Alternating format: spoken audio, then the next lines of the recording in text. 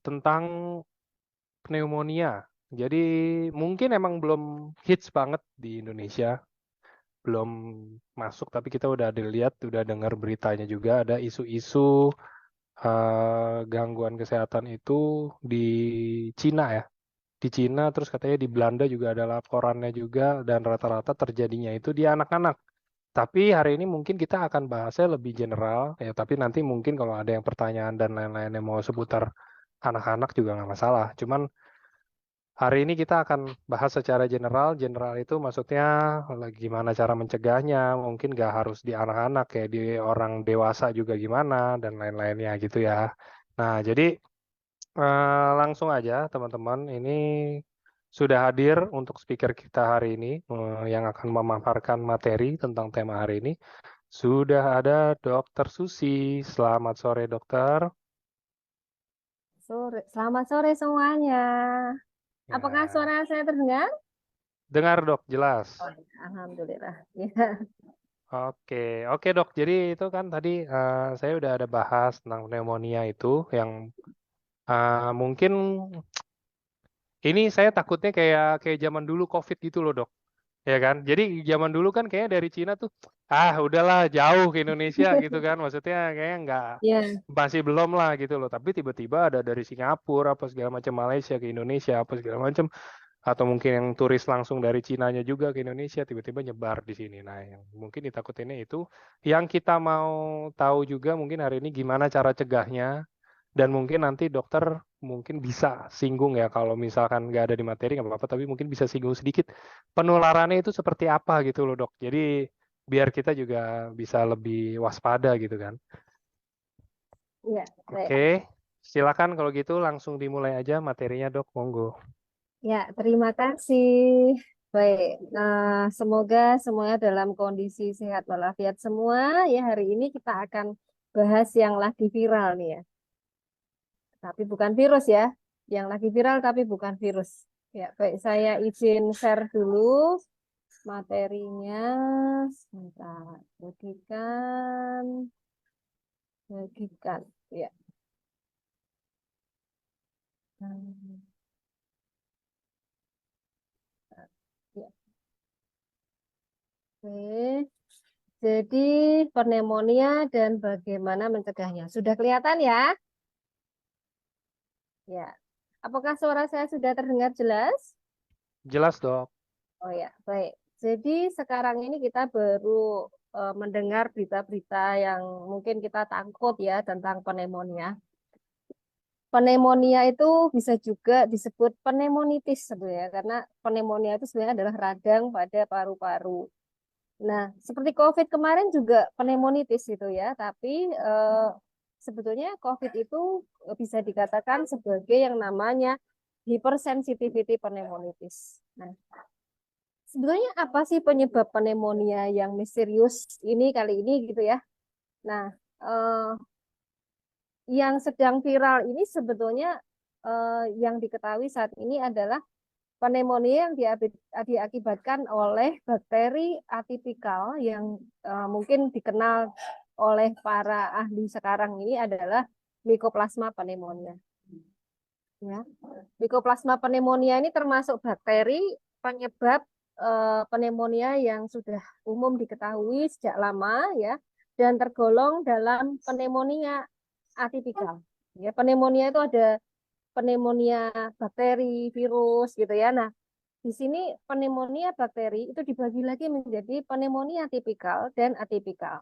Di mana pneumonia tipikal itu disebabkan oleh beberapa bakteri seperti misalnya Streptococcus pneumonia, Staphylococcus aureus, ya, Klebsiella pneumonia, dan Haemophilus influenza yang kita kenal sebagai penyakit flu ya atau common cold ya. Jadi common cold itu bisa juga akhirnya nanti menjadi pneumonia gitu ya. Kemudian pneumonia atipikal, contohnya adalah disebabkan karena penyebabnya adalah bakteri Chlamydophila psittacea, ya, Mycoplasma pneumonia dan Legionella pneumophilia. Gitu ya. Nah, menurut laman yang disampaikan oleh CDC, ya, Mycoplasma bakteria itu adalah salah satu penyebab flu ya dan infeksi pada pneumonia, di mana tanda gejalanya hampir sama sebetulnya semuanya ya. Jadi ada tenggorokan terasa kering ya, kemudian tanda-tanda infeksi yang umum lah ya.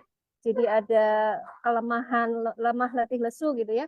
Lalu demam, nyeri kepala, kemudian batuk yang bisa berlangsung dalam jangka waktu minggu sampai bulan ya.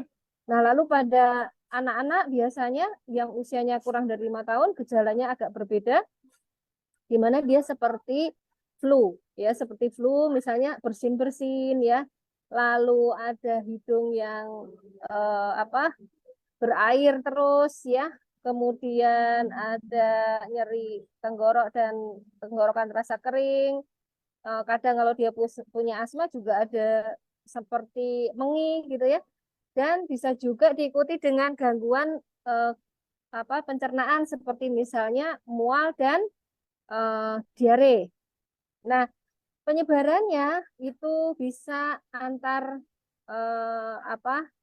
manusia gitu ya, antar manusia. Jadi misalnya kita bersin nggak punya etika, batuk nggak punya etika, itu bisa menyebarkan bakteri dan virus ke udara dan itu bisa dihirup oleh orang lain. Maka kalau kita baru bersin, kita batuk, itu harus ditutup ya, etikanya begitu. Dan sebetulnya untuk masalah masker tidak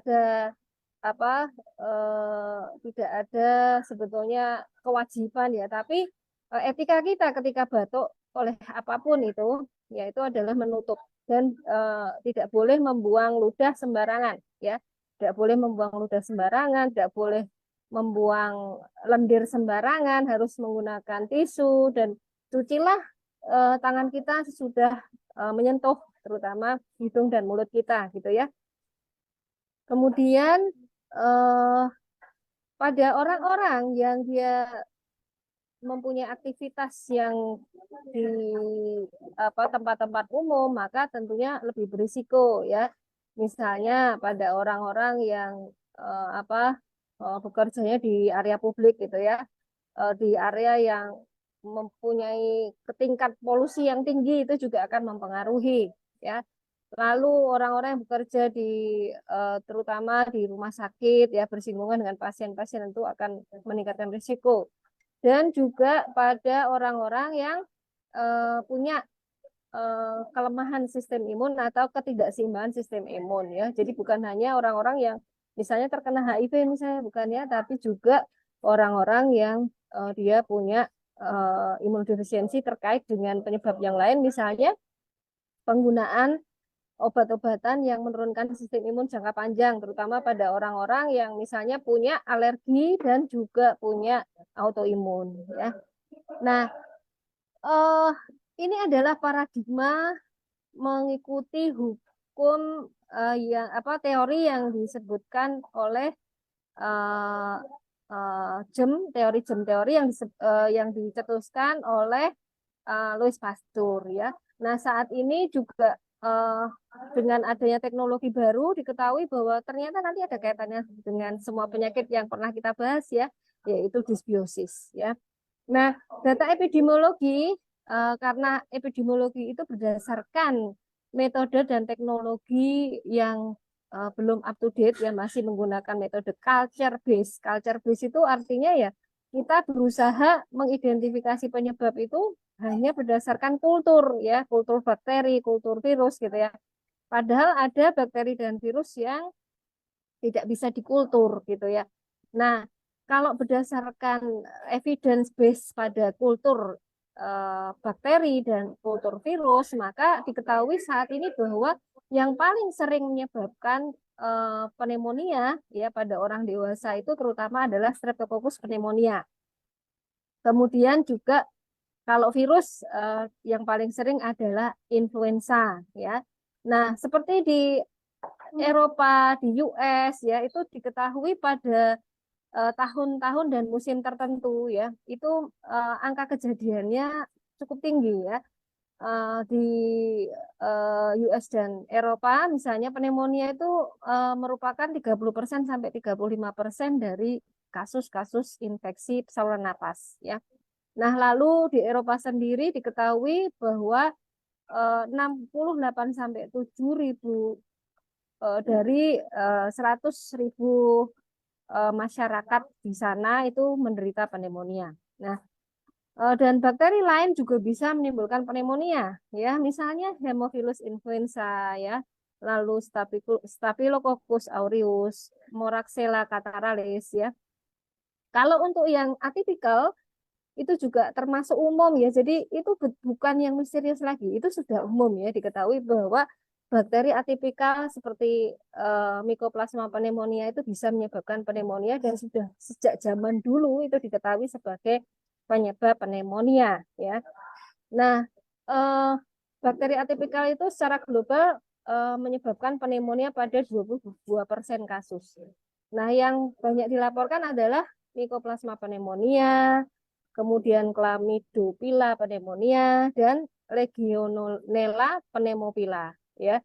Nah, untuk orang-orang yang menderita pneumonia karena Mycoplasma pneumonia, 37% itu dia rawat jalan dan 10%-nya dirawat inap. Lalu untuk jenis lain itu lebih sedikit persentasenya.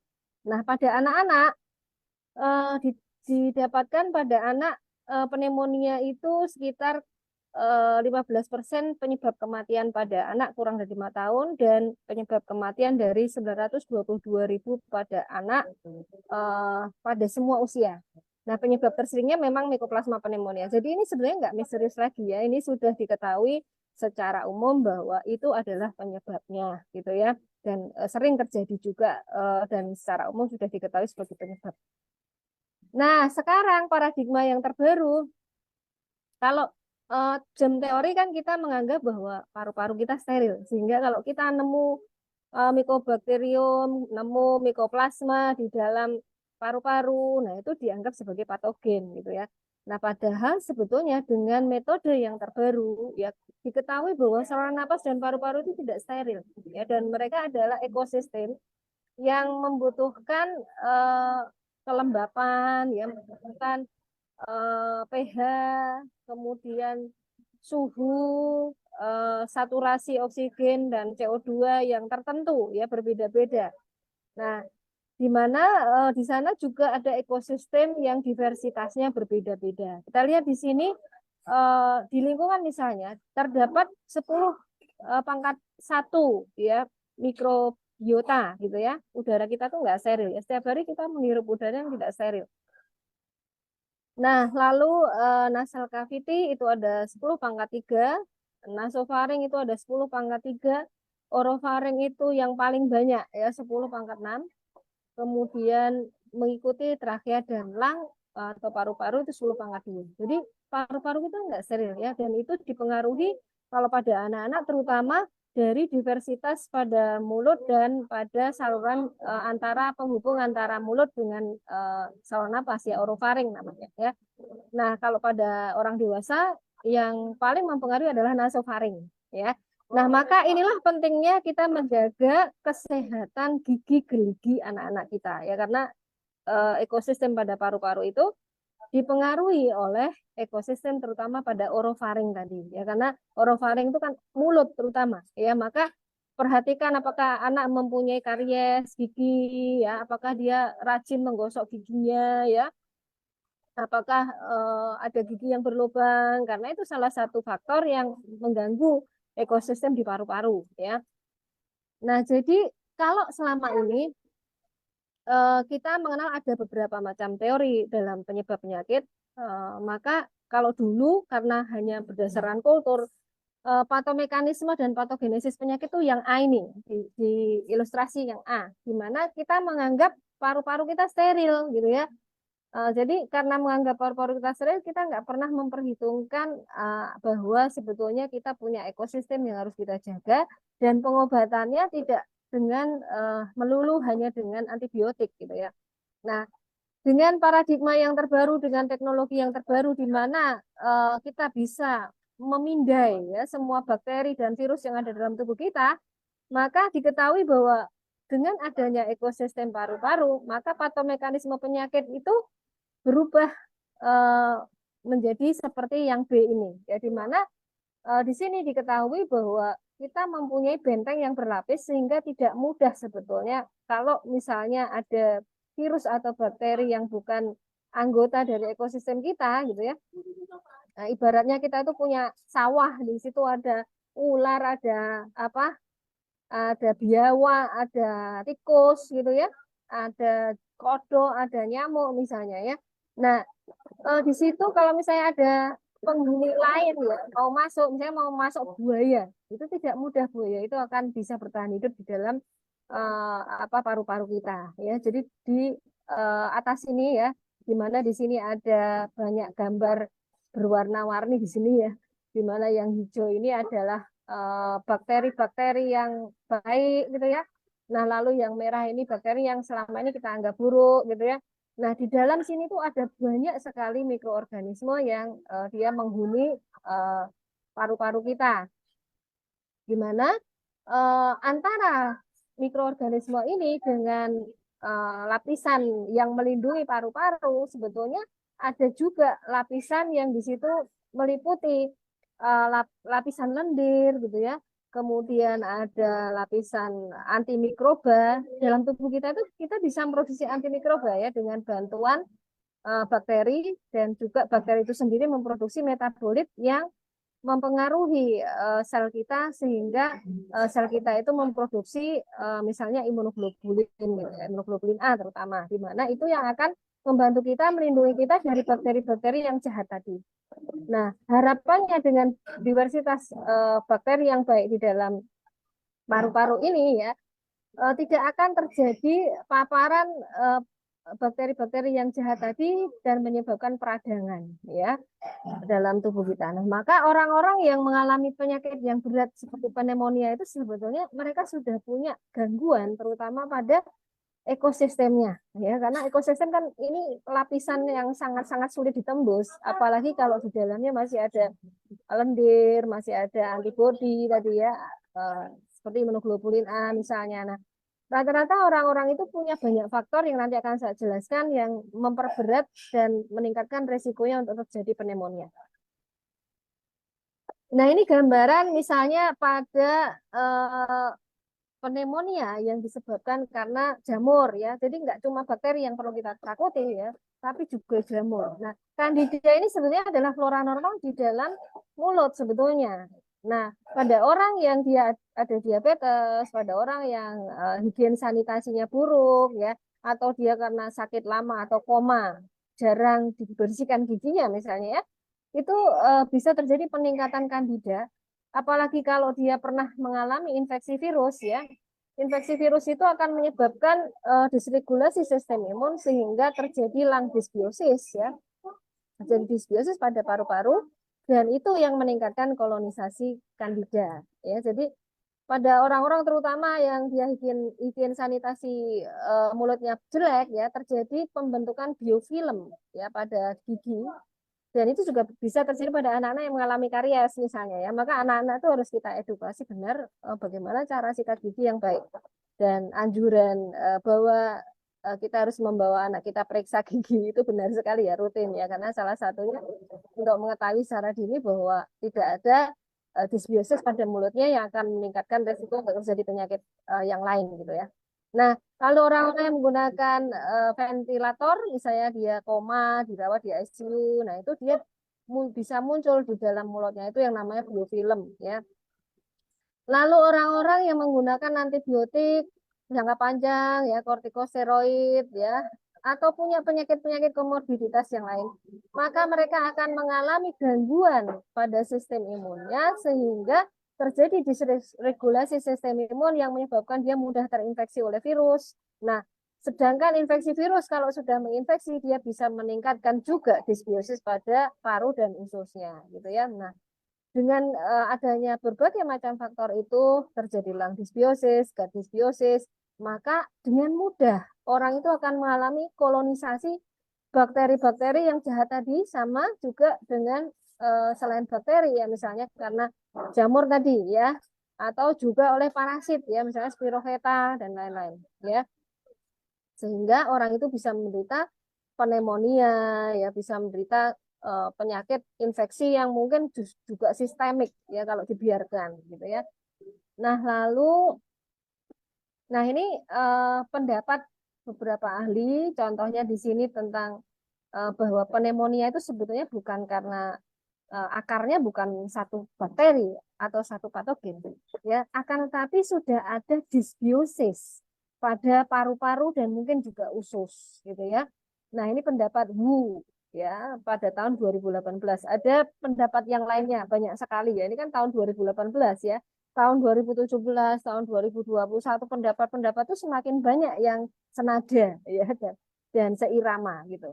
Nah, jadi paru-paru itu bukan bukan organ yang steril karena diketahui pada orang yang sehat di situ ada hemofilus juga ada ya yang kita anggap dia menyebabkan influenza ya.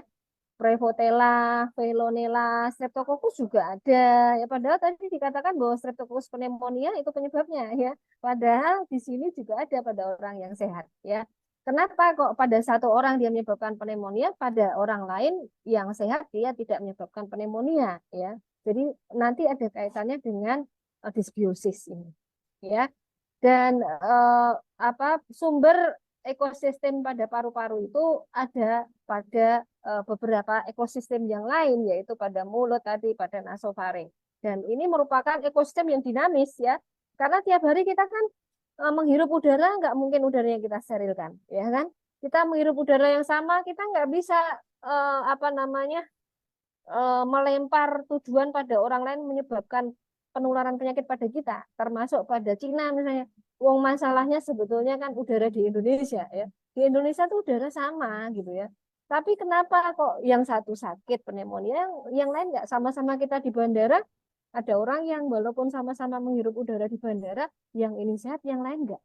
Nah, maka yang terpenting sekarang kita bukan fokus pada gimana udara dan wabah itu bersumber, tapi bagaimana kita sekarang menyeimbangkan sistem tubuh kita, ekosistem kita, supaya tubuh kita tidak terinfeksi oleh apapun ya. Bahkan itu infeksi sebenarnya sumbernya ada pada kita ya. Hemofilus kan ada pada orang yang sehat ya.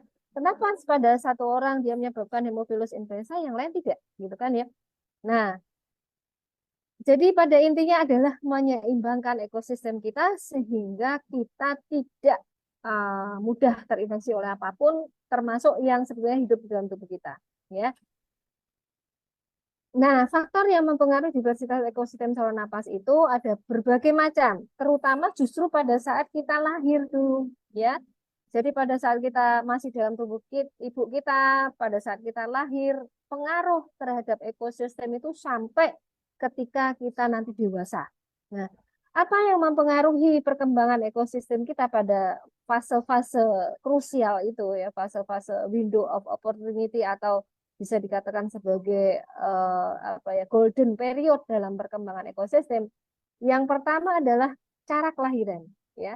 Orang yang lahirnya sesar dengan orang yang lahirnya melalui jalan normal ya, pervaginan, itu tentu berbeda ekosistemnya. Nah, maka kalau kita ternyata dulu dilahirkan oleh ibu kita dengan cara sesar ya, sekarang kita harus perhatikan ya, ekosistem kita pasti ada disbiosisnya ya, maka kalau seperti itu kita lebih rentan gitu ya. Maka kalau kita sadar bahwa kita rentan, dari sekarang kita perkaya ya diversitas tubuh kita dengan mengkonsumsi sesuatu yang bisa memperkaya tentunya ya.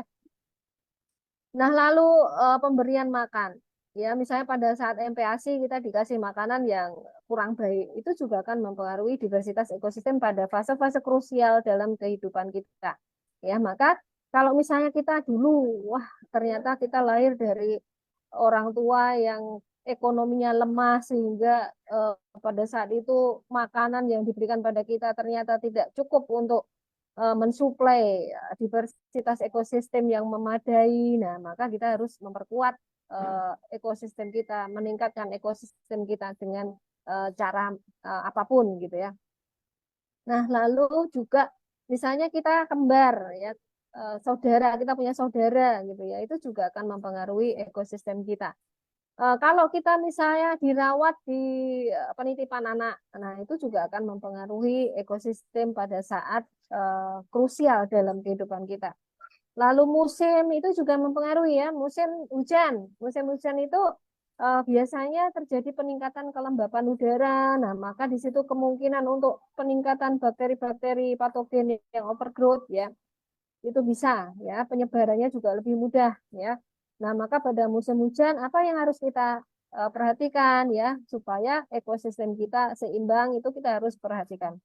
Nah, lalu genetik, kalau genetik kita nggak bisa ngapa-ngapain ya. Genetik itu seperti takdir yang sudah ditetapkan dari sejak kita lahir ya, karena genetik ini nggak bisa diubah sampai sekarang ya, walaupun genetik itu tidak selalu kita dapatkan pada saat lahir ya, ada genetik yang diubah, bisa berubah karena misalnya selama hidup kita mengalami mutasi atau paparan mutagenik gitu ya, atau terjadi ketidakstabilan dari genom sehingga itu berubah. Eh, Kelainan genetik atau faktor-faktor genetik ini biasanya berkaitan dengan fungsi-fungsi yang berkaitan dengan makrofag ya, kemudian sel-sel imun gitu ya, kemampuannya dia menghasilkan antibodi. Jadi ada orang yang memang digariskan dia lebih rentan kena penyakit gitu ya. Tapi sebaliknya ada juga orang yang dia lebih kebal terhadap suatu penyakit. Ya, ada kalanya orang yang dia dikasih gen seperti itu, dia lebih rentan terhadap satu penyakit infeksi, tapi dia dilindungi dari penyakit yang lain misalnya. Ya, jadi ini rahasia Tuhan ya, rahasia Allah Subhanahu Wa Taala. Bagaimana Allah itu tidak menetapkan kekuasaannya sehingga bisa dikatakan kita sakit berat atau ringan ya, salah satu penentunya adalah takdir ya. Nah, lalu vaksinasi ini juga akan mempengaruhi diversitas mikrobiom kita ya. Lalu infeksi, antibiotik ya, kemudian penggunaan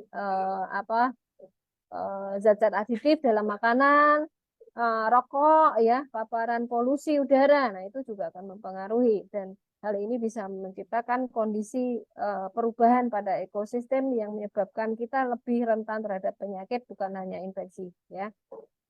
Nah, kemudian mekanisme infeksi pada paru-paru ya, di sini bisa melalui aspirasi atau masuknya paru-paru itu, masuknya zat-zat atau partikel-partikel masuk ke dalam paru-paru ya, kemudian tersebar gitu ya.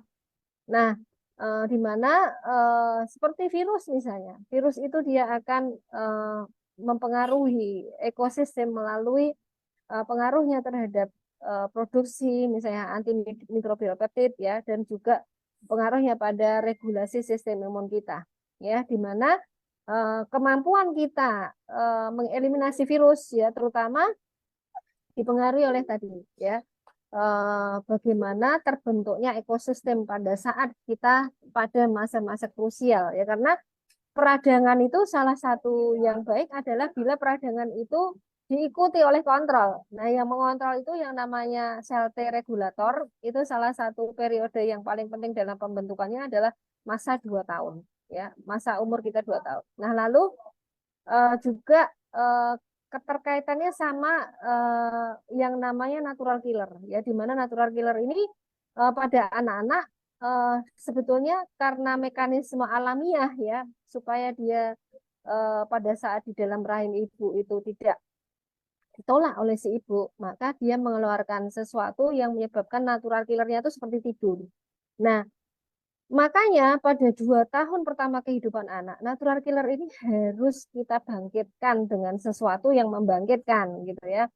Nah, sesuatu yang membangkitkan ini adalah dengan adanya kolonisasi beberapa bakteri yang bisa berasal dari ASI maupun dari saat dia lahir terpapar oleh lendir vagina dari ibu ya. Akan tapi sayangnya pada orang-orang yang dia tidak mendapatkan ASI atau tidak lahir secara normal misalnya ya, itu akan berkurang diversitasnya ya, sehingga natural killernya juga tidak berfungsi sempurna. Nah, maka kalau seperti ini kita harus memberi sesuatu yang bisa membangkitkan natural killer.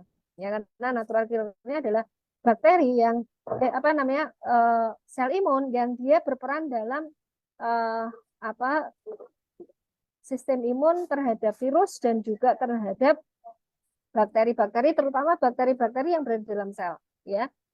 Bakteri-bakteri yang menginfeksi sel yang sering kita sulit untuk mengobatinya, ya. Nah, jadi kalau dari sini sekarang, setelah kita mengetahui bahwa penyebab akarnya adalah disbiosis, bagaimana kira-kira cara mencegah pneumonia?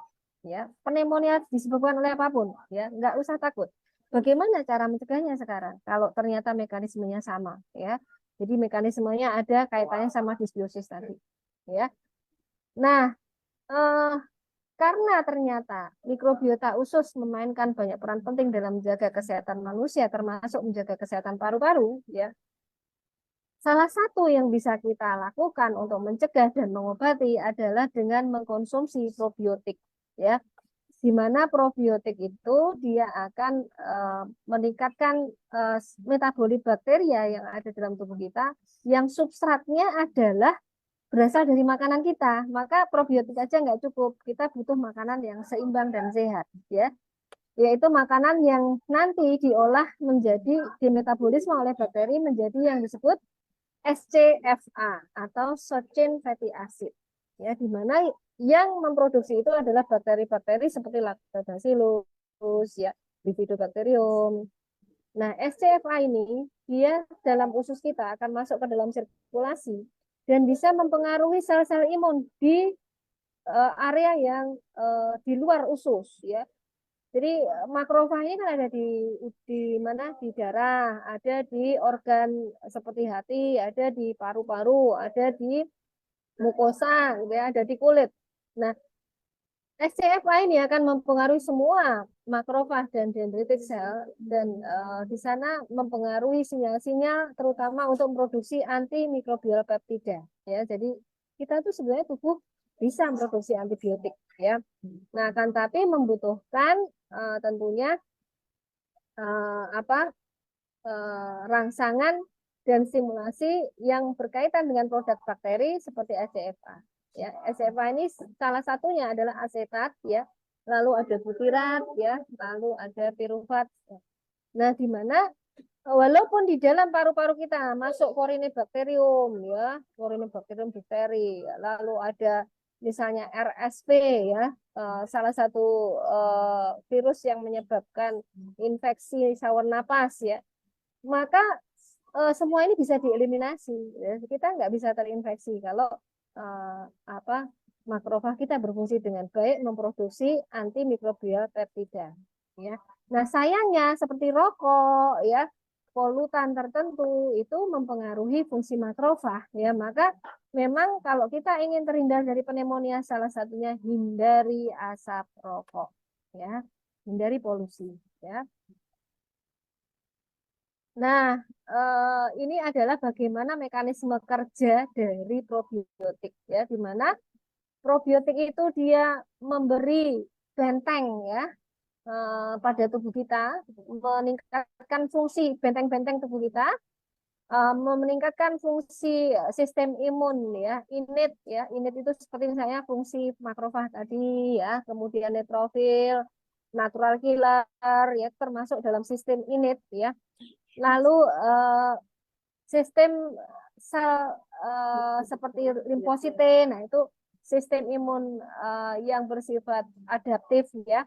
Lalu yang memproduksi antibodi, ya, sel B, ya, dan plasma sel itu juga bisa dipengaruhi oleh probiotik dan juga mempengaruhi sinyal-sinyal peradangan, terutama peradangan yang berkaitan dengan sel-sel yang diaktifasi oleh sinyal melalui NF-kappa B ini dan juga mengurangi apa namanya kemungkinan terjadinya proliferasi sel yang tidak normal, ya. Dan akhirnya juga akan meningkatkan benteng-benteng kimiawi dalam tubuh kita tadi, termasuk memproduksi antibodi, ya, imunoglobulin A, memproduksi antimikroba, antivirus, gitu, ya. Nah, ini gambaran bagaimana metabolit bakteri dalam usus itu bisa mempengaruhi sungsum tulang, ya, bisa mempengaruhi paru-paru, ya, di mana pengaruhnya termasuk pada hipersensitivitas terhadap komponen bakteri dan virus, ya, karena sebagian besar infeksi, ya, yang berat-berat itu rata-rata karena hipersensitivitas, ya. Nah, seperti COVID kemarin itu sebenarnya ada hipersensitivitas terhadap komponen virus. Jadi ketika virus itu mati, ya, sampah-sampah dari virus, bangkai-bangkai virus, bangkai-bangkai bakteri harusnya itu tidak memicu hipersensitivitas, harusnya bisa didegradasi oleh uh, makrofag dan fagosit kita yang lain, ya. Akan tetapi pada orang-orang yang hipersensitivitas, kemampuan degradasi ini menurun sehingga terjadi peredaran dari bangkai virus dan bakteri yang memicu penyakit, ya. Itu biasanya karena ketidakseimbangan sistem imun yang condong kepada salah satu respon, ya. Jadi kalau dalam tubuh kita itu respon imun ada respon T helper 1, T helper 2, T helper 3 gitu ya. Nah, ini condong pada salah satunya dan kebanyakan condong pada yang namanya respon T helper 2 gitu ya. Nah, probiotik ini ternyata diketahui bisa menyeimbangkan respon imun kita. Jadi eh, yin dan yang ya kalau dalam istilah kedokteran timur ya. Nah, ini adalah contoh penerapan di klinik ya, penelitian klinis yang dia sudah diakui, desainnya juga standar dengan randomized control trial di sini ya. Di sini ada banyak sekali penelitian oleh beberapa ilmuwan dari banyak negara pada orang-orang atau anak-anak yang sakit hingga dirawat di ICU ya. Bisa kita gunakan probiotik dan itu sudah terbukti bisa mengurangi komplikasi dan infeksi nosokomial dan juga karena infeksi yang berkaitan dengan penggunaan antibiotik ya untuk mencegah efek samping dari antibiotik. Nah, selain itu juga bisa meningkatkan uh, apa kesembuhan ya kesembuhan dan mempercepat penyembuhan ya. Nah, ini contohnya ada beberapa macam bakteri ya yang digunakan untuk probiotiknya di sini seperti misalnya yang dilakukan oleh Hanekat dan kawan-kawan dari 2004 sampai Desember 2000 berapa ini ya. Ini ada yang digunakan Lactobacillus rhamnosus berupa kapsul ya. Nah, lalu pada yang lainnya karena ini single bakteri efeknya kurang ya. Nah, yang multi strain ini diketahui high dose probiotic product yang mengandung Lactobacillus paracasei, Lactobacillus plantarum, Lactobacillus acidophilus ya, Bifidobacterium longum ya, dan beberapa yang lain ini ya. Ini diketahui bisa mengurangi sitokin sitokin atau sinyal-sinyal peradangan yang menyebabkan badai sitokin dan sepsis ya. Jadi yang menyebabkan infeksi sistemik ya. Dan dia meningkatkan sinyal-sinyal yang bersifat anti radang. Nah, lalu juga penelitian yang lain contohnya oleh Bang, di mana Bang tidak menyebutkan probiotik yang dia gunakan, ini juga mempercepat penyembuhan. Lalu Banupria, ini campuran yang juga mengandung antara Lactobacillus dan Bifidobacterium ya. Di sini juga terbukti baik, jadi dia menurunkan insiden diare pada anak setelah penggunaan antibiotik ya, menurunkan insiden penggunaan ventilator ya. Kemudian penelitian yang lain ini misalnya juga penggunaan simbiotik harian ya misalnya pada Bifidobacterium dan strain Yakult, Lactobacillus casei strain Sirota dan GOS ya ini juga menurunkan insiden penggunaan ventilator ya dan juga enteritis. Nah, lalu ada juga penelitian yang lain ini misalnya dengan campuran yang sama ya Lactobacillus dan Bifidobacterium longum juga ini oleh Kumar ini dari 2007 sampai 2008 ini juga mengurangi kolonisasi kandida. Nah, lalu penelitian yang lain juga di sini ya, diberikan single dose lactobacillus jenis lain ya ini ya. Di sini diberikan dalam jangka waktu 4 sampai 6 minggu. Ya, ini juga ternyata mengurangi efek samping dari bakteria dan bakteremi serta sepsis ya.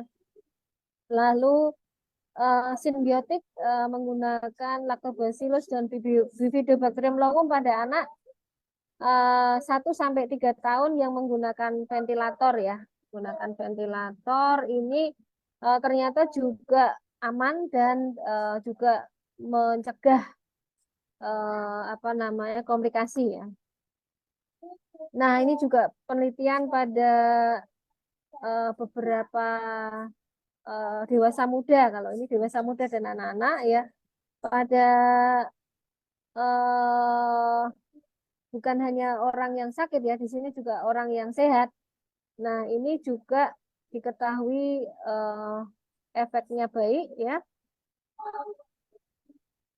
Nah, ini penelitian yang lain juga di mana untuk pencegahan pada orang-orang yang sehat. Misalnya, di sini menurunkan episode flu ya dengan pemberian dosis 1 kali 10⁻9 CFU ya. Jadi dosis apa namanya probiotik itu sebetulnya ada dosis bakterinya berapa gitu ya. Nah, lalu pada anak-anak di daycare ya usia 1 sampai 5 tahun ini juga menurunkan jumlah kejadian dan durasi dari infeksi saluran napas dan meningkatkan level antibodi imunoglobulin A. Nah, ini banyak sekali penelitian yang mendukung tentang penggunaan bakteri baik yang positif di sini ya, sehingga sebetulnya kalau kita ingin mencegah dan mengobati pneumonia, salah satunya adalah dengan meningkatkan bakteri baik dalam tubuh kita, beternak bakteri baik dalam tubuh kita, gitu ya, menjaga ekosistem kita. Nah, caranya bagaimana? Ya makanan yang sehat, ya makanan sehat yang bagaimana? Healthy homemade diet, ya. Jadi kalau kita punya anak sekolah, ya kasihlah bekal makanan yang kita buatkan dengan kasih sayang, kita doain, ya. Kita tahu sumbernya itu dia organik, bumbunya apa kita tahu, zat yang kita tambahkan kita tahu, ya. Jangan biarkan anak kita jajan sembarangan, ya. Diet seimbang dengan konsumsi makanan yang tinggi sayur, buah, kacang-kacangan, ya, karena itu menurunkan resiko untuk terkena infeksi, ya. Dia tinggi karbohidrat, kompleks ya, eh, jangan yang simplek ya. Hindari tepung-tepungan ya, galaktosa, sukrosa ya. Kalau mau yang tepung ya tepung whole grain ya, itu lebih baik. Nah, tepung yang gluten free ya, itu lebih baik. Nah, lalu perbanyak makanan fermented food ya. Lalu perbanyak makan tumbuh-tumbuhan yang kaya dengan apa polifenol ya, bisa berupa ekstrak atau berupa makanan ya. Misalnya seperti nanas ya, kemudian buah seperti anggur, kiwi. Kalau uh, ya mungkin kalau ekonomi kita mencukupi ya. Kalau tidak ya buah-buahan berbiji banyak lah ya. Seperti misalnya apa kalau yang mudah dan murah, serikaya, kemudian tomat, terus yang lainnya misalnya jambu biji, ya itu bagus karena kaya dengan vitamin C. Ya lalu kelor ya, kemudian apa makanan-makanan superfood yang ada di sekitar kita yang mudah dan murah meriah ya. Nah, lalu diet kaya doksohexaenoic acid dan eukosopentaenic acid ya. Kemudian juga omega 3 omega 6 gitu ya. Terutama pada ikan ya, pada pada apa telur ya, telur ayam tapi yang tentunya pakannya sehat ya. Nah, Kembali pada metabolit bakteri, ya. Jadi yang saya sebutkan SCFA. SCFA itu sifatnya bagaimana? Dia bersifat anti radang, menurunkan viral load, dan menghambat pembekuan darah, ya. Nah, lalu makanan fermentasi itu kaya dengan antioksidan. Kemudian bakteri Lactobacillus ini banyak ditemukan pada makanan fermentasi.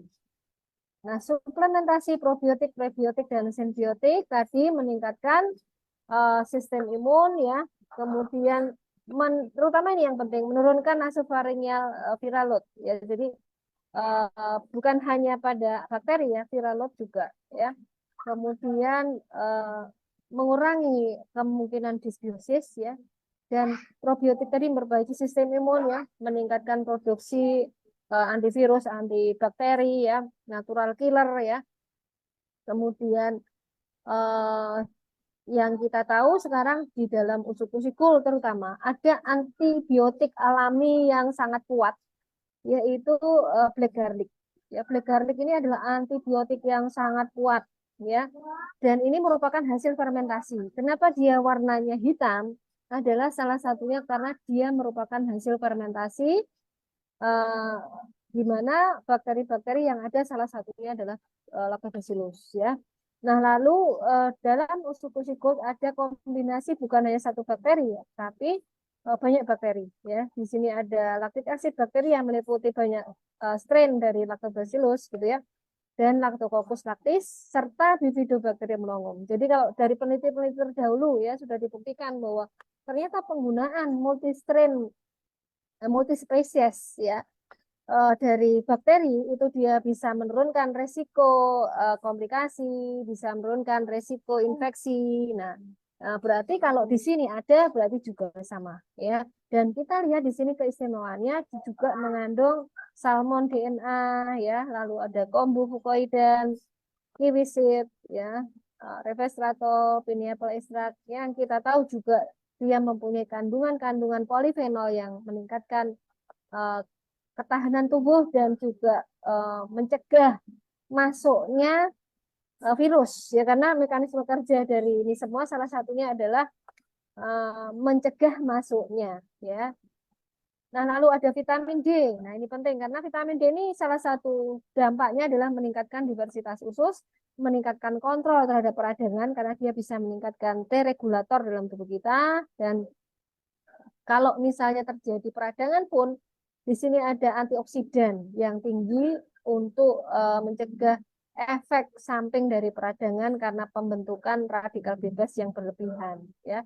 Nah, kemudian untuk perbaikan jaringan, ya, meningkatkan barrier terhadap uh, masuknya uh, translokasi dari bakteri ke dalam paru-paru dan juga usus. Ini ada viskolagen, ya, karena salah satu yang meningkatkan kerentanan bakteri itu bisa masuk adalah karena jaringan ikat antar sel itu kurang rapat, ya. Dengan adanya viskolagen ini dia bisa merapatkan, ya. Ya, mungkin itu yang bisa saya sampaikan. Silahkan bila ada pertanyaan.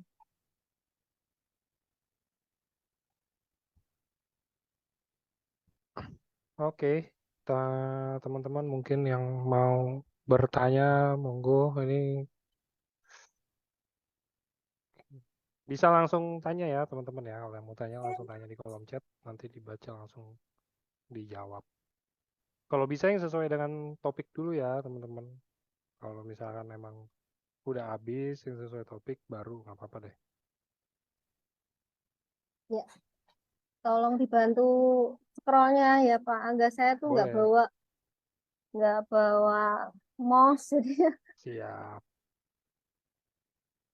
Oke.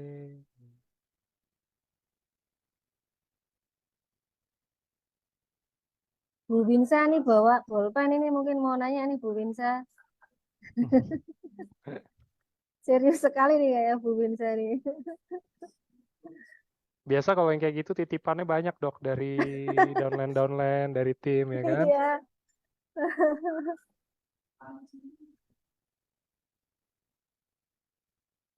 Oke, belum ada yang tanya nggak apa-apa. Saya yang isi dulu pertanyaannya. Ini.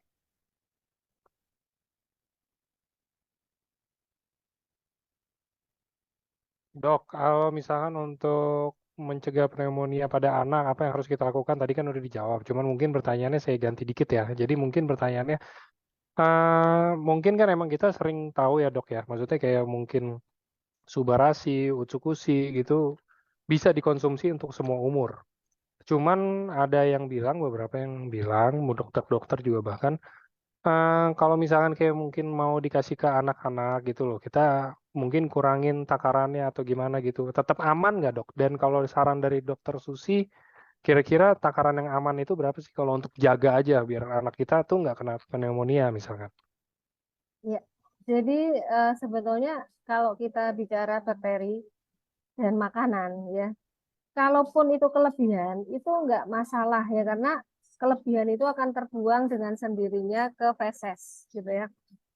Nah, cuma karena ini barang mahal ya, Mhm. barang mahal. Jadi mungkin kalau ibu ingin hemat, coba dulu dosis kalau misalnya usianya kurang dari 2 tahun ya, biasanya setengah dosis ya. Kalau misalnya lebih, misalnya usia 5 ke atas ya bisa sih satu satu saset diberikan ya. Tapi pada prinsipnya adalah eh, berikan eh, dari dosis kecil ya.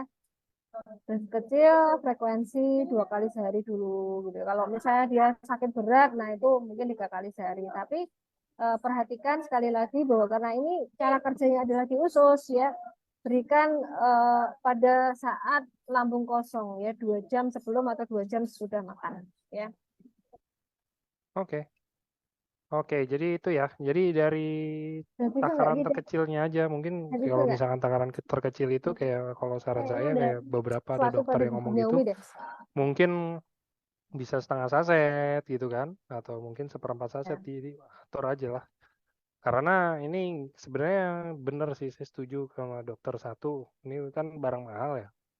Bukan untuk beberapa orang, untuk orang-orang kaya pun ini barang mahal gitu loh. Dan balik lagi, kita ini bukan obat, kita ini bukan yang kayak gimana banget. Jadi kayak kalau misalkan kita mungkin takarannya nggak pas ya, karena kan aslinya nggak ada takaran. Aslinya kan kalau makanan, takaran satu-satunya kita ya kebutuhan kita gitu loh. Kayak misalkan saya mau makan nasi Padang. Wah, tapi saya lagi masih nggak terlalu lapar nih, saya kenyang gitu kan. Saya makan nasi setengah. Lah itu kan saya bisa tahu tuh. Dari situ aja cara ininya. Kayak misalkan mungkin anak saya masih belum 2 tahun nih, contoh masih 1 tahun gitu kan. Terus mau saya mau kasih utsu, mau kasih suga, kira-kira kasih berapa? Ya kita hitung aja gitu loh, gampangnya misalkan dari normalnya kayak misalkan kita umur 30-40-an kita konsumsi 2 sampai 3 saset per hari untuk jaga aja. Mungkin anak kita bisa kasih setengah atau seperempat saset gitu loh. Dikira-kira aja teman-teman. Jadi Ya. nggak ada yang takaran pasti gimana banget Ya, kayak oh tapi kalau anak hati-hati kecil ini juga Pak Angga. ya. Anak saya tuh karena suka, ya karena suka rasanya gitu. Kadang kalau nggak Ini. disimpan dihabisin. Nah, ini itu Dalam kan sehari. tuh suka tuh. Ini Ya, testimoni langsung ya teman-teman ya. Hati-hati jangan sampai suka hati-hati. anaknya. Kalau sampai Soalnya anak itu rada suka manis ya kan dok. rasanya, Jadi pasti wah suka itu kayak bener. permen. Kayak permen. Jadi nanti dia dihabiskan kadang ya. Ya itu ya sebenarnya nggak ada efek apa-apa gimana banget juga sih. Cuman ya Ya. sayang aja kan kita orang tuanya belinya mahal ya. Iya kan makanya. Nah makanya kayak saya lagi itu ada pernah bikin juga kan konten tentang gimana caranya memperkenalkan ke anak-anak. Tapi kayaknya nggak usah dikenalin macem-macem kayak dikasih langsung juga pasti suka lah. Pasti suka, ya. Kayak saya lagi tuh ada Oh, bikin konten gini dok, maksudnya kayak mau kenalin ke anak-anak tuh kita campurin mungkin kayak kita anak-anaknya mungkin makan permen atau makan es krim atau apa kayak ditaburin atau apa gitu loh memperkenalkan produk dari dini gitu kan.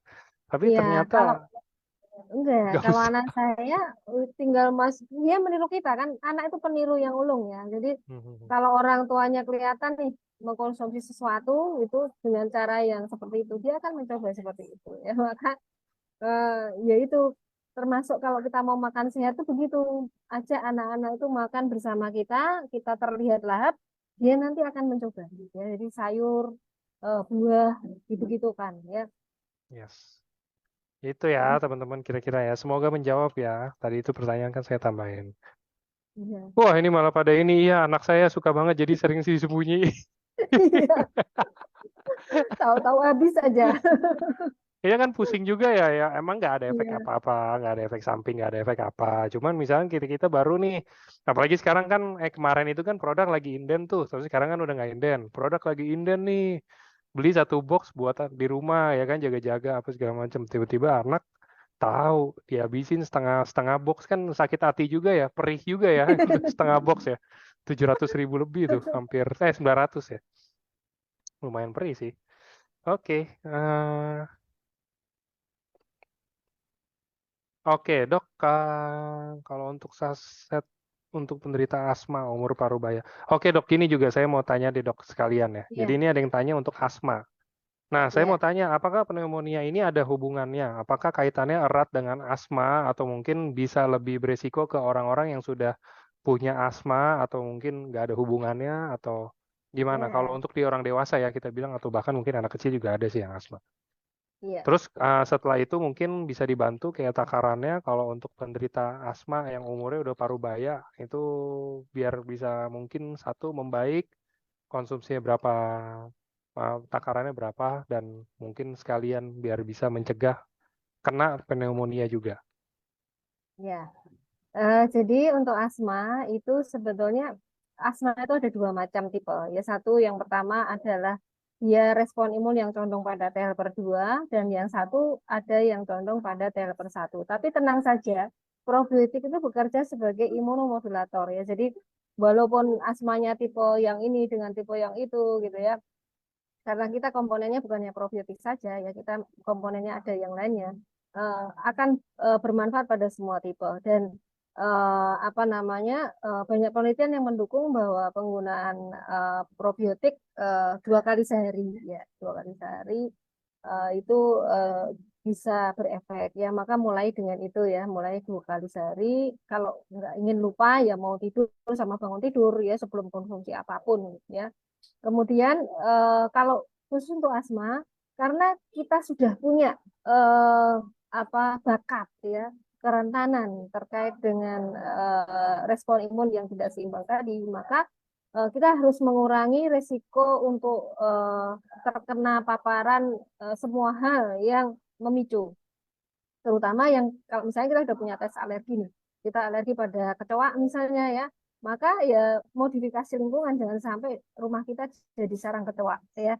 Debu ya, modifikasi kamar ya, jangan sampai kamar kita menimbun debu ya, misalnya lemari kita harus apa, mungkin jangan ditaruh di kamar ya, karena lemari itu kan sumber debu kalau atasnya tidak kita bersihkan ya. Lalu gorden ya, kemudian spray harus kita ganti secara rutin ya. Kita bersihkan apa tempat tidur secara rutin ya. Juga kalau misalnya kita berada di lingkungan yang mungkin crowded gitu ya, kita berusaha rajin membersihkan hidung. Itu sudah mencukupi. Jangan jangan selalu berpikir masker melindungi ya. Tidak selalu, karena masker itu mempengaruhi pH ya, mempengaruhi pH dari hidung kita, kelembapan hidung kita, dan masker bisa saja kalau kita penggunaannya salah juga akan menimbulkan dampak bagi kesehatan ya. Maka kalau mau pakai masker melindungi diri kita dari masker, dari polusi, carilah masker yang memang sesuai ya. Jadi menggunakan masker yang ada respiratornya itu sangat membantu kalau misalnya kita berada di tempat-tempat yang polusi tinggi gitu. Nah, atau kita takut misalnya, karena kalau kita sudah punya rasa takut itu juga akan mempengaruhi ya karena kita sakit ya, maka kalau memang kita takut, kita yakin hanya salah satu yang melindungi pakai masker, gunakan masker yang sesuai gitu saja ya. Kemudian pola makan ya, asma itu juga berkaitan dengan pola makan. Kalau memang kita sensitif pada makanan tertentu, kita harus coba mengeliminasi dan berusaha mendesensitisasi. Caranya yaitu dengan mengkonsumsi makanan yang kita anggap sebagai alergen, misalnya kacang, ya, coklat, gitu ya, seafood misalnya ya, pelan-pelan ya, dengan cara misalnya konsumsi sedikit, nanti kasih jarak lagi, konsumsi sedikit lagi, kasih jarak gitu. Jadi itu namanya desensitisasi ya. Nah, rajin mencuci hidung ya, ada alat khusus untuk itu. Biasanya kita menggunakan juga cairan berupa sebenarnya NaCl fisiologis ya, dan kita bisa juga membuatnya dengan konsentrasi tertentu. Itu bisa untuk mencuci hidung. Itu kemudian asma juga berkaitan dengan misalnya itu tadi ada yang bertanya tentang masih berhubungan ya dengan aspirasi mekonium tadi ya, air ketuban. Jadi air ketuban masuk pada saat lahir. Nah, itu salah satu yang bisa memicu kerentanan kita terhadap penyakit karena pada saat itu sudah ada iritasi. Karena tadi periode awal kehidupan itu kan sangat menentukan ya. Maka kalau kita memang sudah punya kerentanan-kerentanan itu, perbaiki dari sekarang dengan konsumsi makanan yang sehat, pola hidup yang sehat, hindari polusi, perbanyak berada di ruang-ruang hijau ya. Kita pergi ke healing ke apa lingkungan yang masih alami lah ya. Karena di situ harapannya kita mengasuh diversitas ekosistemnya gitu ya. Jadi misalnya seperti saya nih sekarang menggalakkan yang namanya mandi hutan. Kenapa sih dokter ini menggalakkan mandi hutan?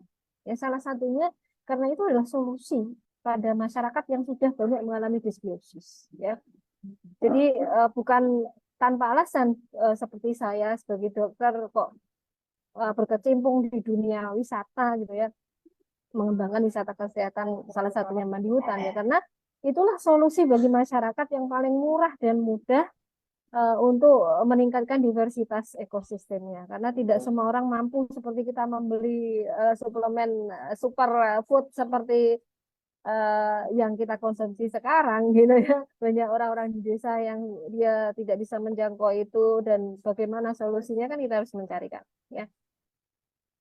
Oke. Oke, eh, next. Oke, ini ini pertanyaan general. Ini ada yang tanya gini, Dok. Ya. Boleh di-sharing nggak kalau dari sudut pandang Dokter Susi nih, maksudnya dari dokter kan, apakah konsumsi Subarasi atau Utsukushi Gold gitu ya, dalam kurun waktu panjang, let's say kita bilang mungkin 6 bulan, 1 tahun, 2 tahun, 1,5 tahun atau apa gitu loh. Intinya nggak singkat lah, nggak cuma sebulan atau nggak cuma 2 bulan, lumayan panjang. Itu ada efek samping nggak? Efek sampingnya Ya. maksudnya yang negatif ya. Maksudnya kayak mungkin kalau bisa saya kasih contoh, misalkan saya udah konsumsi 1 tahun, terus tiba-tiba saya lepas, jadi kayak ketergantungan mungkin jadi kayak gampang sakit atau apa tiba-tiba gampang sakit gitu loh, karena udah Ya. nggak konsumsi gitu loh dok. Ya. Jadi pada prinsipnya probiotik itu seperti tadi yang saya katakan, kelebihan dosis itu tidak akan menimbulkan dampak karena apa? Yang kita gunakan juga probiotik yang dia bersifat heat killer ya, heat killer dan dia apa namanya dikeluarkan kalau kelebihan melalui feses ya. Dan jangka panjang tentunya justru sangat membantu karena dinamika ya dinamika kehidupan manusia itu semakin tua dia akan semakin menurun ekosistemnya apalagi kalau kita orang pekerja gitu ya dan lingkungan kita semakin lama semakin banyak polusi justru konsumsi jangka panjang ini akan sangat membantu efek sampingnya adalah ya kantong kita nih jadi kering efek sampingnya kantong kering bukan kanker tapi kantong kering ya karena kita harus mengkonsumsi itu jangka panjang gitu ya ini Yes. dari kacamata saya ya jadi Oke, eh, oke. kalau kita hidup di perkotaan ya kemudian pola makan kita masih jajan kerja dari pagi sampai malam tinggal di apa apartemen yang kurang apa kurang hijau gitu ya lalu tiap hari naik angkutan umum gitu ya itu penting sekali ya tiap hari kita jangka panjang kita harus karena eh, apa namanya pola hidup dan lingkungan itu sangat mempengaruhi padahal kualitas lingkungan sekarang ini bukan semakin membaik ya tapi memburuk dan apa namanya pola makan kita juga demikian karena banyak makanan-makanan yang dijual di luar sana itu yang namanya paparan pestisida, zat-zat aditif itu sangat-sangat banyak sekali ya.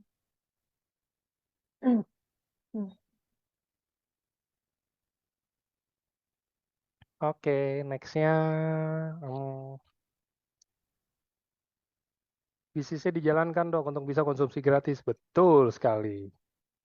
Ya, Dok, kalau untuk perokok berat, apakah efek positif terhadap kesehatan paru-paru kalau konsumsi Utsukushi probiotik. Gold atau Subarashi kita bilang, maksudnya gini, mungkin pertanyaannya lebih ke arah kayak, kalau misalkan saya perokok nih, saya konsumsi itu, apakah saya masih bisa sehat-sehat aja walaupun saya ngerokok? Ini kayak penangkalnya gitu, antidote gitu, dok. Atau mungkin saya tetap harus kurangin rokok atau bahkan berhenti ngerokok biar tetap sehat dan tambah dengan konsumsi ini gitu loh, dok.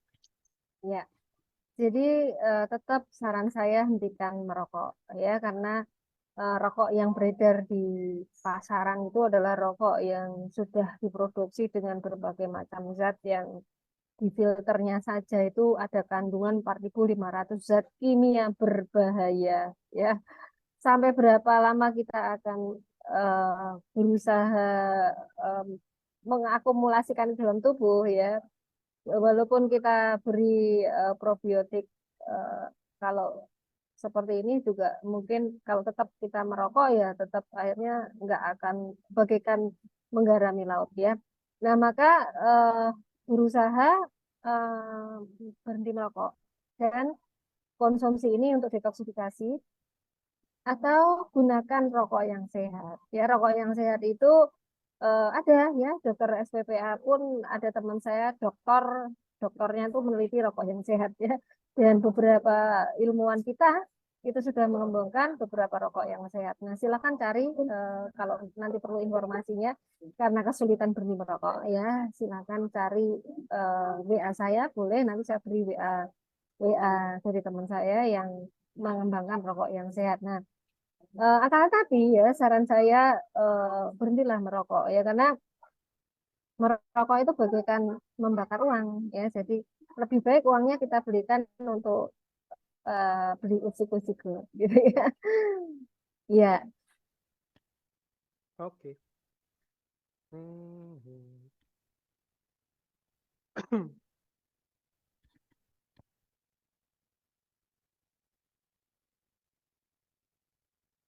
Oke, dok. Oh, ini ada yang tanya, tapi direct dia.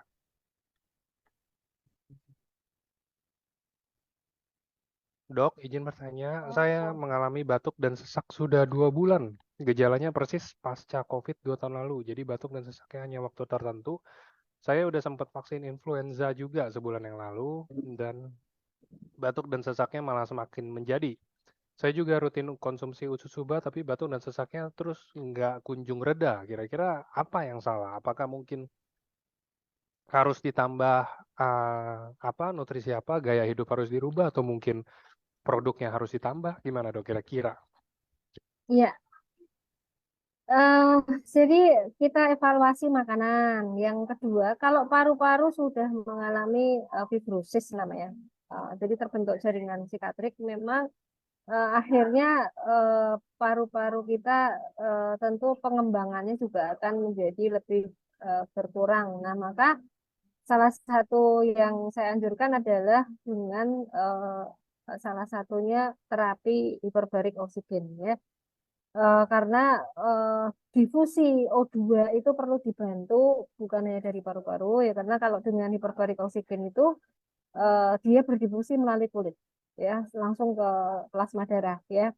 Jadi pada kondisi kita sesak, salah satu yang bisa membantu pada orang-orang dengan fibrosis pada paru karena penyakit paru kronik gitu ya, itu salah satunya adalah dengan hiperbarik oksigen terapi. Nah, kalau mau informasi lebih lanjut tentang itu nanti boleh WA saya ya.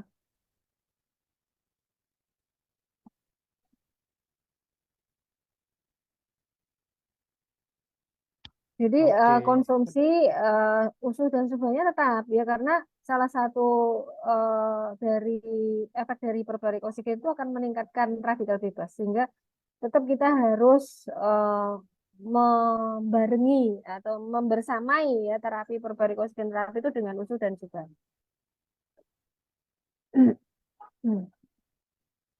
oke. Eh,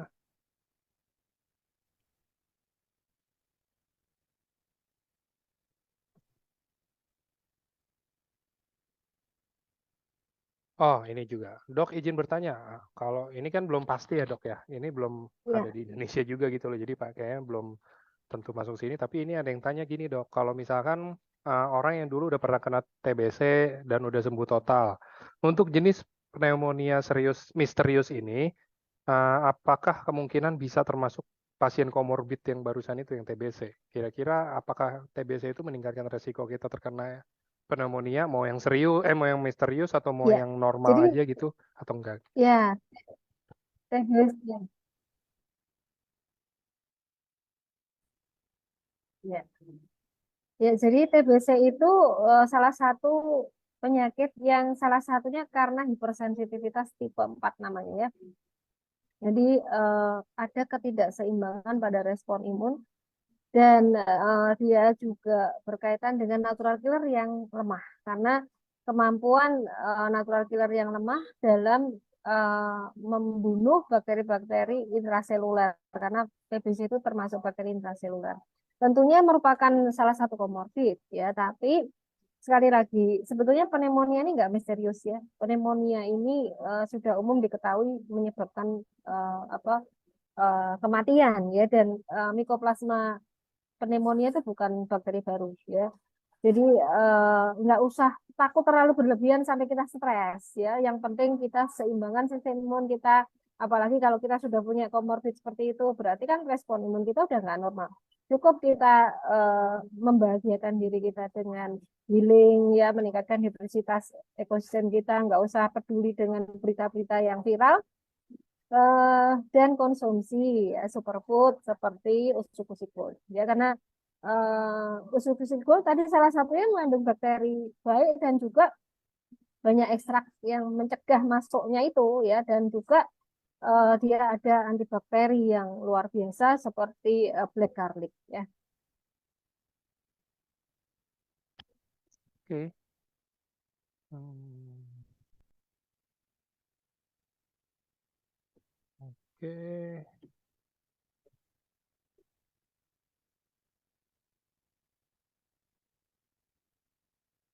Ukuran TBC berapa ukurannya, Dok? Biar positif TBC. Kayak kalau yang kayak begitu enak kan nggak bisa ngitung sendiri juga ya di rumah kayaknya ya. Cuman harus Iya. ke dokter atau ke lab gitu. Ya nggak apa-apa ditanya langsung ke dokter atau lab karena tetap harus ujungnya kan ke dokter atau lab gitu kan. Maksudnya enakan langsung jadi lebih pasti gitu loh. Ya kalau menghitung bakteri sebetulnya bakteri dalam tubuh kita banyak ya. Iya, Seperti sangat banyak. bakteri TBC itu sebenarnya pada orang yang sehat, kalau kita tinggalnya di daerah endemi ya pasti positif gitu ya. Bahkan di Eropa, di Polandia aja di kuburannya ada kok tanahnya itu bakteri Mycobacterium tuberculosis. Jadi pada prinsipnya nggak perlu takut ya dengan segala macam informasi tentang masuknya bakteri ini bakteri itu gitu ya kita tuh harus lebih takut pada perilaku kita sendiri ya. Kedoliman kita pada saat kita makan, kedoliman kita pada saat kita nggak rajin menggosok gigi, ya itu yang harusnya lebih kita takuti ya. Maka jangan malas gosok gigi, ya. Jangan malas kumur-kumur setelah misalnya makan. Ya. Kalau orang Islam tuh kan kalau gosok gigi itu 5 kali sehari itu pada saat mau sholat itu sudah rutin ya. Lalu kalau mau tidur sama bangun tidur gitu. Ya, jadi eh, perilaku kita ini loh yang harus kita takuti. Lebih ganas perilaku kita daripada bakteri-bakteri itu ya. Asal perilaku kita nggak ganas itu sebetulnya bakteri-bakteri dan lain-lain itu tidak bisa masuk ke dalam tubuh kita. Jadi nggak usah takut dengan apapun. Yang penting kita memastikan bahwa kita mengkonsumsi makanan yang sehat, tubuh kita seimbang dengan perilaku hidup yang sehat, banyak berdoa ya karena sekali lagi ada faktor takdir ya. Ada faktor takdir itu yang menentukan takdir bukan kita, yang menentukan takdir kita adalah Tuhan ya Allah Subhanahu wa taala. Maka dalam setiap apapun ya kita harus banyak-banyak mengucapkan perlindungan, meminta perlindungan pada Tuhan ya karena sebetulnya yang salah satu faktor yang paling penting justru yang utama adalah itu gitu ya. Faktor genetik itu sudah nggak bisa diubah apa-apa ya. Walaupun bisa diubah dengan doa, sedekah. dengan beberapa agen yang sekarang merehab DNA ya itu tapi tetap ya bahwa Allah Subhanahu wa taala itu yang paling berperan. Maka bila mengkonsumsi apapun tuh baca doa dulu ya.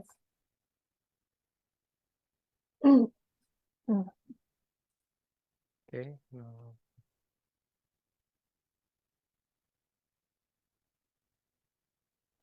Dokter, Ada anak yang saya umur bertanya apa? 7 tahun, Mm-mm. 3 bulan lalu divonis pneumonia. Sarannya dari dokter untuk anak saya harus kapan konsumsi Utsukushi atau mungkin Subarasinya. Ya, sebisa mungkin sesegera mungkin Bu karena biasanya kan kalau seperti ini dikasih antibiotik ya. Dan setidaknya antibiotik itu penggunaannya harus berminggu-minggu, Bu. Karena efek antibiotik apalagi itu sangat keras ya pada mikrobiota kita. Ya, maka paling tidak 8 minggu itu ya kadang baru terlihat ya. Maka 8 minggu konsumsi rutin ya. Nanti kita lihat ya maintenance mungkin dosisnya mungkin bisa diturunin gitu ya. Sama pola makan dan pola hidupnya diperbaiki ya.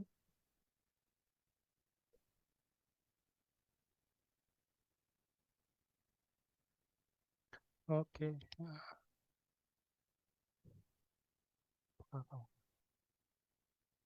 Oke, ada lagi kah pertanyaannya, teman-teman? Oh, ini ada yang tanya di luar topik sebentar. Saya scroll ke atas lagi. Orang tua umur 68 tahun kena kanker ginjal. Awal CT scan 10,5 cm. Belum ada penyebaran ke pembuluh darah dan lain-lain ya. Masih bersih banget. Terus setelah konsumsi Utsu dan Suba sehari masing-masing 2 saset, sebulan ke depan dicek lagi CT scan menjadi 14 cm dan ada indikasi pembengkakan kelenjar getah bening dan ada 1 spot. Kenapa makin parah ya? Apakah ada hubungannya dengan Suba dan Utsu? Ini sering dibahas, tapi sekarang saya mungkin mau dengar dulu dari pendapat dari dokter. Seperti biasa dok, oh ini kan penyakit makin parah habis konsumsi Suba Utsu. Kenapa ya? Kok bisa kayak begitu gitu kan? Iya, jadi gini, eh, bagaimana satu makanan bisa bekerja, kemudian probiotik itu bisa bekerja, itu namanya berkaitan dengan kemampuan dia hidup dan kemampuan dia mempengaruhi sel-sel kita.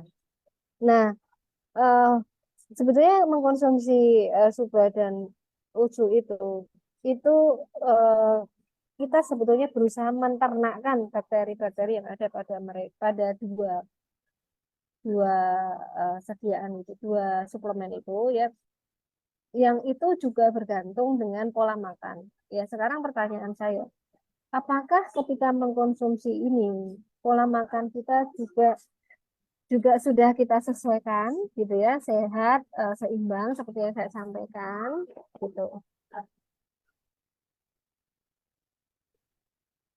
Hmm.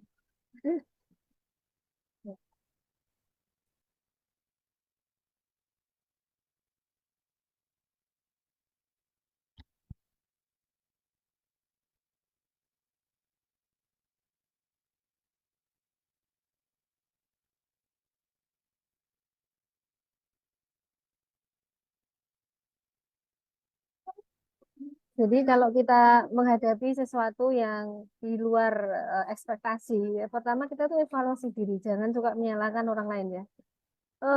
Apakah ketika mengkonsumsi itu kita sudah memperbaiki cara makan kita ya, kemudian juga apakah kita mengkonsumsi yang lainnya misalnya antibiotik, karena itu akan mempengaruhi ya, karena antibiotik tentu akan membunuh probiotik gitu loh.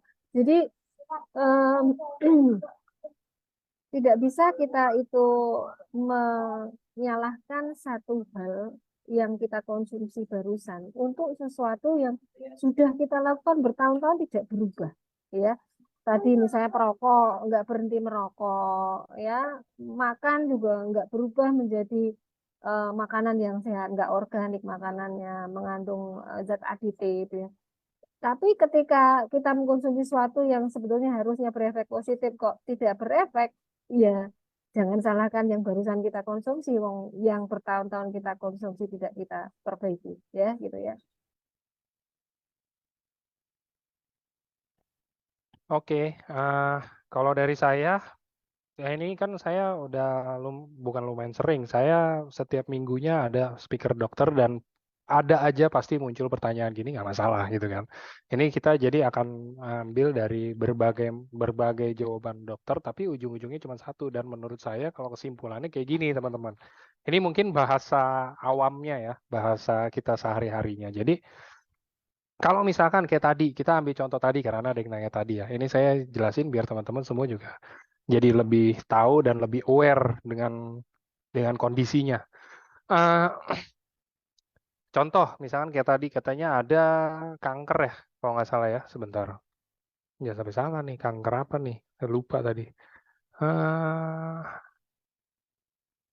oh, umur 68 ada kanker ginjal. Oke, umur 68 ada kanker ginjal 10,5 senti.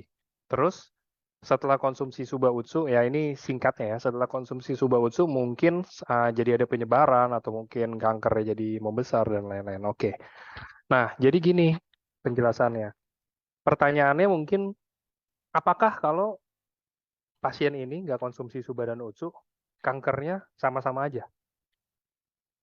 Apakah nggak membesar gitu loh? Maksudnya kalau misalkan nggak konsumsi ya kita bilang, apakah kalau nggak konsumsi terus kankernya tetap segitu-gitu aja nggak membesar? Kan kita nggak tahu. Ya kan, kita nggak tahu dan kita mungkin nggak punya ranah untuk tahu sampai sejauh itu gitu loh.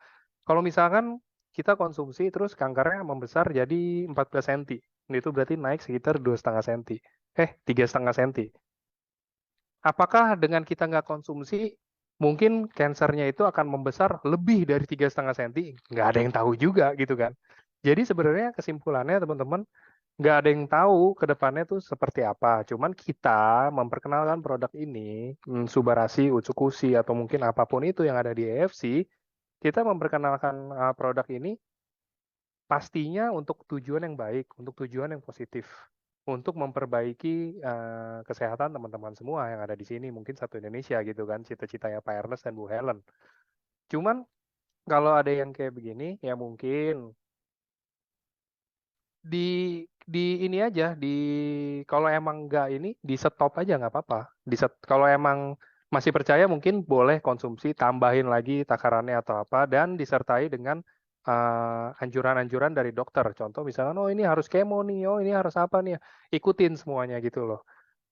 Harusnya sih membaik ya. Pasti kalau kita tanya dokter Susi pun ya kalau misalkan kayak begitu dibantu dengan doa ya dok ya, wah itu pasti akan ujung-ujungnya membaik juga gitu loh maksudnya. Ya, ya jadi Kan yang namanya progresivitas tumor dan kanker itu banyak faktor ya, maka nggak bisa kita tuh hanya menyalahkan satu faktor ya. Dan kalau itu sudah advance ya tentunya juga mungkin dengan pemberian apa yang kita berikan itu sifatnya mengurangi, bukan bukan sampai menimbulkan kesembuhan total ya, karena kan seperti tadi ada fibrosis paru, ada kelainan-kelainan anatomi yang tentunya untuk mengobati itu sampai sembuh total itu juga apa namanya membutuhkan multi modal namanya, multi modal atau bukan hanya satu terapi gitu ya. Maka dalam penelitian itu yang namanya probiotik sering dikombinasikan dengan terapi lain yang standar ya. Jadi dia sebagai ajuvan namanya, sebagai tambahan bukan modalitas terapi utama gitu ya. Ya, mungkin kembali ke tema yang berkaitan dengan pneumonia. Ya, ini ada yang bertanya tentang mutasi virus. Mutasi virus itu sebetulnya sesuatu yang umum terjadi, ya, dan tidak hanya terjadi pada COVID, ya, Ibu Gloria, tapi juga terjadi pada semua virus, ya, bahkan semua virus yang sudah dikenal ada dalam tubuh manusia. Dan kita ini sebetulnya juga mempunyai ekosistem virus. Bahkan di dalam DNA kita juga ada virus dan diwariskan dari orang tua kita, dari nenek moyang kita.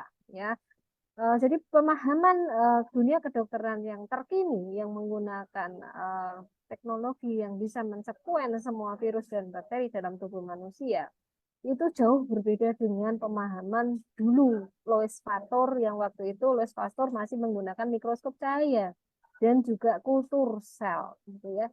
teknologinya sudah berbeda. Nah, akan tapi sayangnya belum semua dokter itu bisa menerima itu. Maka teori-teori yang ada yang eh, diambil oleh para epidemiolog itu banyak hal yang perlu kita eh, re apa ya reframing istilahnya ya, yang sehingga eh, kita bisa mulai berpikir bahwa eh, mencegah penyakit dan mengobati penyakit itu harus dengan melihat seluruh ekosistem manusia yang tentunya juga faktor-faktor yang terkait dengan ekosistem itu juga harus kita perbaiki. Dan ekosistem manusia sangat terpengaruh dengan ekosistem lingkungan. Ya, maka seperti yang saya edukasikan pada masyarakat, salah satu yang penting dalam menjaga keseimbangan ekosistem adalah dengan pola hidup yang sustainable, ya, yang tidak eh, tidak menimbun sampah, ya, seminimal mungkin sampah, merecycling, apa namanya, mendaur ulang sampah-sampah kita untuk sesuatu yang berguna, tidak menyebabkan pencemaran lingkungan, memperbanyak lingkungan hijau, ya, mengkonsumsi makanan yang organik, karena itu salah satu hal yang penting di dunia ini untuk mencegah mutasi virus yang ditakuti ya selama ini, karena mutasi-mutasi ini itu sebetulnya juga diikuti oleh kemampuan adaptasi manusia. Kalau manusia itu mau ya memperbaiki tubuhnya, karena tubuh manusia itu adalah sistem yang terkuat ya, sistem yang terbaik ya, dalam kitab suci itu dikatakan begitu. Nah, kita ini adalah makhluk yang terbaik ya, maka nggak akan kalah dengan virus. Dan kalau kita takut, jadinya nggak waspada. Padahal yang kita inginkan itu apa? Kita waspada kan? Ya. Kalau kita takut, respon kita bagaimana? Reaktif. Ya, padahal kita harus proaktif, bukan reaktif. Ya. Dan itu juga terjadi pada masyarakat. Ya, kita dipicu sedikit dengan ketakutan ekonomi, dengan ketakutan apa? Yang terjadi apa? Masyarakat yang reaktif. Terjadi apa? Kepanikan ya, sampai akhirnya apa? Semua barang di supermarket diborong ya. Kemudian terjadi kerusuhan dan sebagainya. Ya, itulah karena kepanikan. Ya, maka jangan takut tapi waspada. Ya. Nah, cara kita mewaspadai adalah dengan menjaga higien sanitasi tadi, mulut kita, ya, lingkungan kita, makanan kita, ya, makanan kita juga harus kita jaga, ya. Jadi harus organik, harus ini. Dan organik ini harus kita galakkan, ya, karena pestisida ini adalah salah satu agen yang bukan hanya menyebabkan penyakit infeksi dan penyakit kanker ya, tapi juga hormonal disruption agent ya, yang juga merusak apa namanya, pemikiran manusia, perilaku manusia, dan menjadi salah satu hal yang mengancam manusia di dunia ini ya. Jadi karena akhirnya terjadi perubahan gender dan sebagainya yang akhirnya membuat manusia infertil. Nah, kalau manusia infertil dan tidak kawin gimana? Manusia akan punah. Ya, maka apa namanya, ketakutan-ketakutan yang seharusnya tidak terjadi itu harusnya kita ubah menjadi waspada, bukan takut. Ya.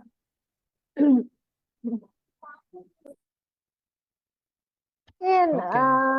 banyak pertanyaan nanti bisa kita lanjutkan pada Nah, materi-materi berikutnya, betul ya, betul. Yes, itu ya, udah dokter udah ada share nomor juga ya.